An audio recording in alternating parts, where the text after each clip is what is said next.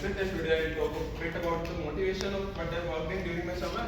I'll try not to go into technical details of what I did and believe in formulas, but I'll make sure you learn one of the techniques of what I learned during my summer. So I did a project kind of IIT Gandhinagar. This will be the flow of the talk, what I learned, motivation for the S matrix, and partially this is the technique I'll talk about. And these are some of the papers I read and worked through, and techniques I'll discuss the one of the parts of this first paper, and then that will be the topic basically. So motivation of S matrix.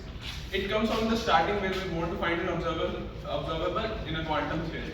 And to find observable, you actually have to go through a lot. So in high energy, we already know S matrix is a very good observable, but where did it come from? This is a Heisenberg paper in 1942, based on what we already know, his philosophy, that I will only talk about things I can actually see. So let's say I have an interaction between two particles. I actually don't know what's going on in between this box, and this is the philosophy of S matrix. We usually know what is popularly known as Feynman diagrams, which is supposed to tell you what's going on, but again, it's a quantitative thing. You have to add them up to get the real answer. So this is basically the motivation for S matrix. But it's just not a matrix, it's something more. It will give you the probabilities. So let's say I have some initial state n and some final state n. And the probability of interaction for going from n to m, and that interaction probability will give you this matrix. And it looks something like this. And you might feel like this is something that you have not seen before, but we have already done in classical mechanics course the cross section that we find out. So the cross section is what? You have some object, you have some rays that we throw in and it scatters. So to think from quantum mechanical direction, it's an initial state n, which is labeled as some momenta p, and some final state p prime. So how do you think about this? You have some angle theta. This corresponds to a differential. And to make its matrix, you'll get a S matrix. And basically the idea is each element of S matrix will give you the probabilities for this interaction. But now it's not just a matrix, there are much more properties that it should satisfy. These are the properties. So unitarity, causality, Lorentz invariance, and analyticity. Analyticity is a bit more nuanced, but unitarity we know, right? So if I write this as my S matrix, so it basically means probability conservation. That will be S dagger is equal to 1. And why these properties from a matrix? Like why not from a theory? So two ways to think about it. One is an experiment. From experiment we know, or from mathematical consistency we know, probability should be conserved. But again, from our quantum theories we demand that probabilities should be conserved. Same from our other theories. Our causality, again, the cause should be before the effect. Lorentz invariance, that Lorentz invariance would be put through. So from we have done special relativity, we have the idea that this P mu is the Lorentz invariant object. So your S matrix should always be a function of your Lorentz invariant momentas. That means that if you change your frame, the probability of scattering should not be different. Yeah. Just a quick question. So for unitarity, we also need that S dagger S is equal to 1. So is that automatically satisfied here? No.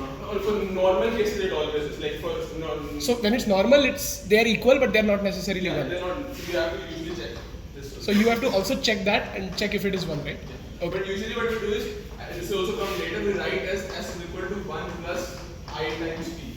Okay. And then the check becomes easier to do. Okay. And this was given by Moeller in this paper. Okay. The idea is that by interaction, if there is no interaction, then I have just the identity matrix. But if there is an interaction, then I have the whole information of this interaction and then inside this P stuff. And another question is, how does it help us tackle one of the most important questions in high energy physics? So what is the most important question? Is there a theory of quantum gravity? And now let's say someone comes up that I have a theory of quantum gravity. You ask them, do you have to do graviton scattering amplitude? The idea is, if there is a theory that is a field theory, it should have a scattering amplitude of gravitons. And just ask them, it satisfies these sort of properties. And till now, except string theory, none of the theories have been able to do that. Another thing I wanted to specify, we are completely familiar with scattering amplitude through Bragg reflection, the very ancient idea of smashing stuff to find the inner structure. Or from the Rutherford scattering. Again, you smash something inside, you find the structure of that. So it's not something you don't know, but it's more nuanced. It will tell you more through very nice mathematics which I will not discuss, but yeah. Yeah. And now going back, how it helped discover string theory. So what happened with string theory was we had some experimental data which told us that total angular momentum is directly proportional to m squared.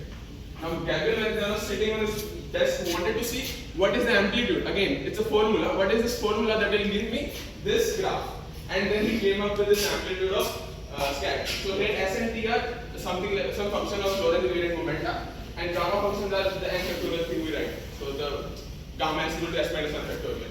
Now you think it is just a formula, but again, currently we do not have. Yes. What is S and T? It is a function of Lorentz invariant momenta. So technically it is. So let's say I have just 2 to 2 scattering. I have a picture later, but so this is P1, P2, P3, P4. So S is I think P1 plus P2, 4 squared. So it is 4 dot product. And P is I think P1 plus P3 or P1 minus P3 squared. I have a slide later. So it's a Mandelstam variables. Yes. Mendelssohn variables we will have later. So the idea is he opened a book of mathematical formulas and he found out what are the formulas will give me unitarity. Again, now it's not normal unitarity, it's unitarity in 10 dimensions, and which is what I will discuss how to get this unitarity in 10 dimension proof. And another was causality, analyticity, and all. And it's again I emphasize we do not have any other formula which satisfies these properties for high spin interactions, which is very important. So if I write S equal to P1 plus P2, Whole square. Yes.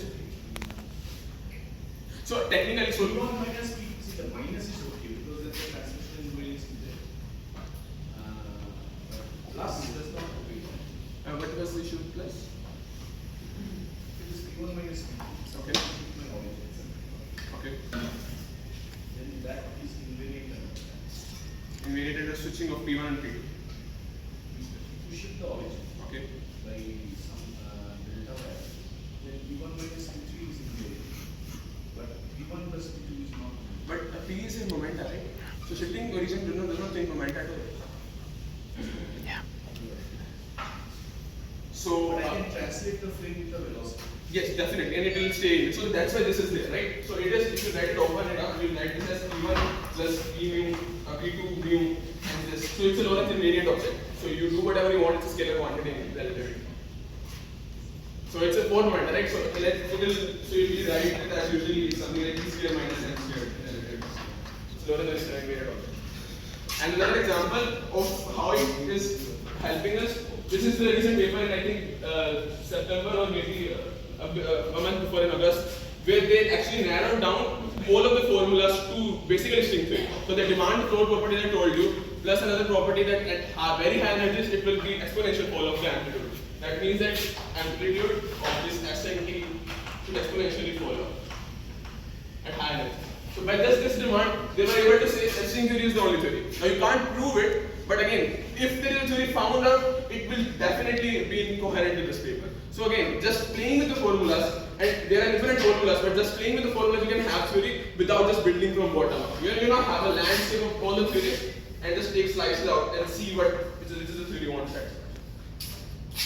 Yeah, again, it's a idea of all the varied formulas described in nature. So partial, again, this is a mathematical way to write scattering matrix, which I already discussed.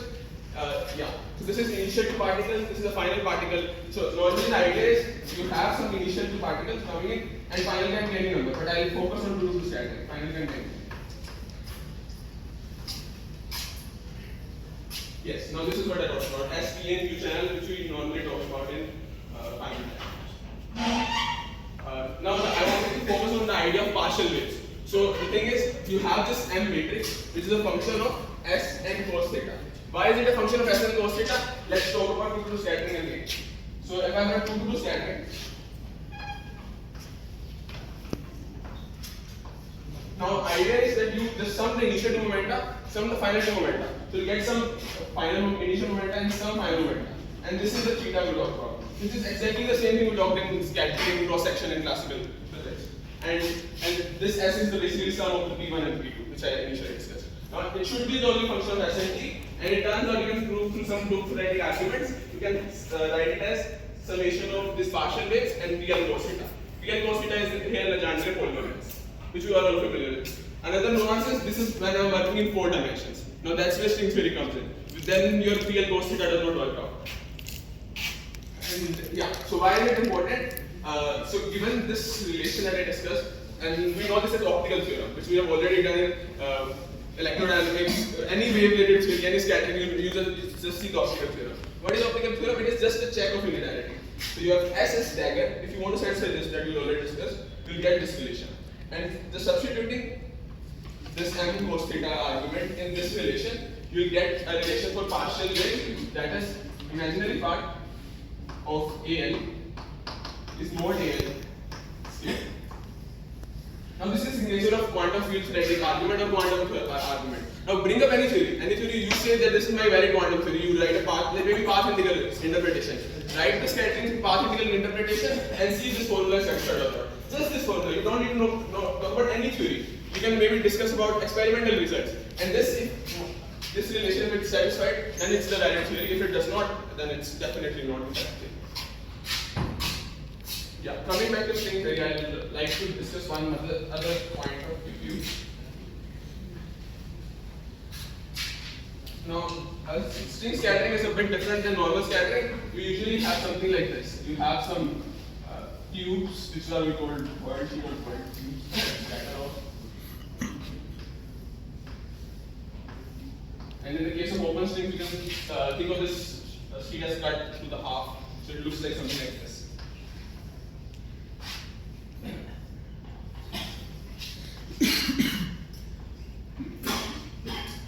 Now, if you look carefully, you can see something like this. This is the length of the string. If I shrink it, I will get a final answer. This is the string. So again, there are many other arguments where this is very useful. I don't think that, but I will give you another one. This one caveat, one property of string theory. So this is also finding field theoretic argument. So it's called factorization of amplitudes. So normal factorization means you have higher numbers and you factorize into lower numbers. Here it means you have, let's say this is my A1 amplitude. I can factorize this into two amplitudes. So something like this, a 3-point amplitude and a 3-point amplitude. So you can think of this as some A3 and A3 star. So you can write a statement, a mathematical statement, limit, some limit I will not discuss, then write this as mod A3. Okay.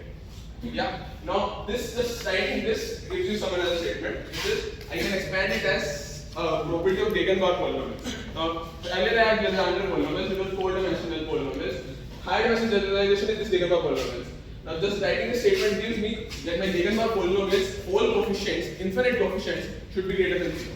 Now the unitarity statement in string theory is my these Gegenbar polynomials should have a positive value till 10 dimensions. And just saying this gives me a unitary answer. So why is this important? So normally when we had string theory, okay, I had this amplitude. Nowhere this amplitude says it's a string theory. We have this amplitude and a formula of scattering. It could be black hole scattering and this amplitude would work fine if you were to test by some of the properties that you have. Now the idea is to get this 10 dimension, you have to do a lot of work. You have to do quantization, you have to Lagrange. So normally people are doing quantum field theory. You see, you have to write a Lagrangian, then quantize, then write commutators and get answer in relation, all of that. I'm doing nothing. Just write a partial wave, expand it, check if it's positive or not. And it turns out you don't have a manifest proof up to 10 dimensions. So we know it's positive up to 10 dimensions and infinite coefficients, but we do not have a proof for that. So that's what I was working on, finding one of the proofs, just that, and yeah, basically. Now it seems a boring assignment to find just the coefficient is positive or not, but I assure it's a very, very hard and you have to use some mathematical techniques which are the whole fun of the, I guess, learning something. Just to show you how bad that formula looks like, this is the formula. This is a contour integral, and this proves up to 6 dimensions. So my work was finding a 10-dimensional generalization of this formula, which I could not do. That's why I'm finding it. Yeah, thank you for your comments.